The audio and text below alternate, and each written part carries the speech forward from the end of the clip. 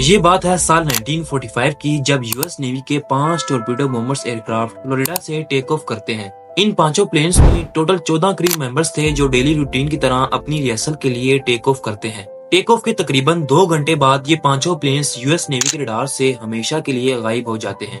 इन planes के गायब होते ही एक search and rescue Mariner aircraft 13 crew member के साथ टेक ऑफ करता है, जिसका मिशन था इन पांचों प्लेन्स को ढूंढना। लेकिन ये प्लेन भी ठीक उसी जगह जाकर यूएस नेवी के रडार से गायब हो जाता है।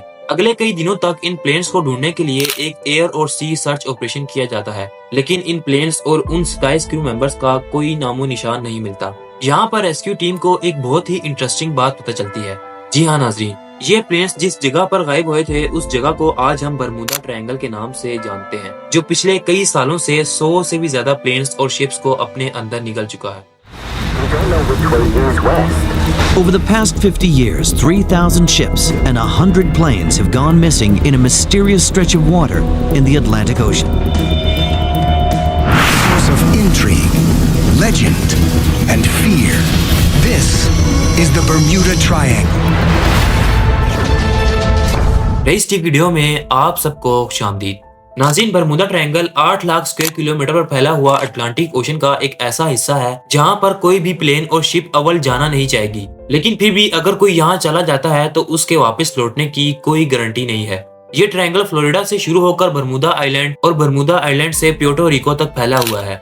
इस ट्रायंगल को एक खौफ की नजर से देखा जाता है, जिसका आगाज 1881 में हुआ था, जब एक एलन ऑस्टिन नामी शिप लंदन से न्यूयॉर्क जा रही थी। एलन ऑस्टिन से पहले भी कई बहरी जहाज इस सफर को तय कर चुके थे, लिहाजा ये सफर एक मामूल का सफर था जो एलन ऑस्टिन को तय करना था। अपने इस सफर में एलन ऑस्टिन को रास्ते में एक अननोन बहरी जहाज दिखता है जो बरमूदा ट्रायंगल के एरिया में अब नॉर्मल सा बिहेव कर रहा था, जैसे कोई शिप बगैर क्रू मेंबर के समुद्र में इधर उधर भटक रही हो। पहले तो कैप्टन को लगा कि ये शिप पायरेट्स की कोई नई चाल है। यहाँ पर मैं आपको बताता चलूं कि उस दौर में पायरेट्स काफी कॉमन थे, जो हर 100 में से 40% शिप को लूट लेते थे और तो और क्रू मेंबर्स को बेदर्दी से कत्ल कर देते थे।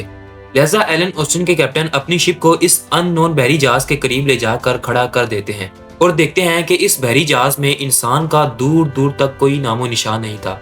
लिहाजा काफी देर इंतजार करने के बाद कैप्टन इस अननोन बहरी जहाज में कदम रखते हैं और देखते हैं कि इस अननोन बहरी जहाज में काफी साजो सामान अपनी असली हालत में बिल्कुल ठीक ठाक पड़ा था। यहाँ तक कि खाने पीने का सामान भी बिल्कुल ताज़ा हालत में पड़ा था। एलन ऑस्टिन के कैप्टन अपने कुछ क्रू मेंबर्स को इस बहरी जहाज में भेज देते हैं और कहते हैं कि इस अननोन जहाज को भी हम अपने साथ न्यूयॉर्क ले चलेंगे। अगले 2 दिनों तक ये अननोन जहाज और एलन ऑस्टिन अपना ये सफर बहुत आसानी से तय कर रहे थे, लेकिन फिर अचानक समुद्र में एक तूफान आ जाता है, जिसकी वजह से ये अननोन बहरी जहाज तूफान में कहीं गायब हो जाता है। तूफान के खत्म होते ही एलन ऑस्टिन के कैप्टन को ये अननोन बहरी जहाज दोबारा से दूर पानी पर तैरता हुआ दिखता है। कैप्टन इस अननोन जहाज के करीब जाते हैं और देखते हैं कि जो क्रू मेंबर्स इन्होंने इस जहाज में भेजे थे वो अब इस जहाज से गायब हो चुके थे, लेकिन इस जहाज में मौजूद सारा सामान वैसे का वैसा ही पड़ा था। लिहाजा कैप्टन दोबारा से अपने कुछ क्रू मेंबर्स को इस अननोन बहरी जहाज में भेज देते हैं, लेकिन 2 दिनों बाद फिर से एक तूफान आता है और सेम स्टोरी दोबारा से रिपीट होती है। ये अननोन जहाज दोबारा से गायब हो जाता है और जो नए क्रू मेंबर्स कैप्टन ने इस जहाज में भेजे थे अब वो भी गायब हो चुके थे।